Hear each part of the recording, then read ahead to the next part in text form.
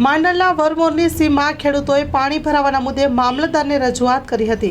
અગાઉ ગત 2 સપ્તાહથી વરસી રહેલ ધોધમાર વરસાદ અને તાજેતરમાં પણ 2 દિવસથી વરસાદનો દોર યથાવત રહેવાને લઈને માંડલ તાલુકાના વરમોર ગામના ખેડૂતોના સીમ ખેતરોમાં પણ પાણી ફરી વળ્યા હોવાની રજૂઆતને લઈને ખેડૂતોએ મામલતદાર કચેરીમાં આવીને લેખિતમાં મામલતદારને રજૂઆત કરી હતી।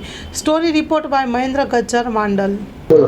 મારું નામ વનરાજસિંહ ચાવડા, જિલ્લો અમદાવાદ, તાલુકો માંડલ, ગામ વરમોર।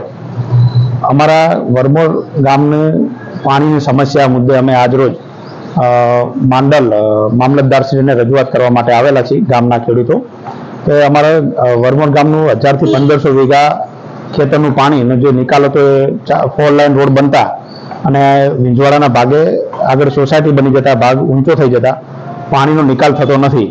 એ મુદ્દે આજે ગામ લોકો ભેગા થઈને મામલતદારશ્રીને રજૂઆત કરી છે કે અમારે તાત્કાલિક આનો નિકાલ લાવે, કારણ કે 1000 થી 1500 વીઘા જમીનનું ધોવાણ થઈ ગયું છે, એટલા માટે।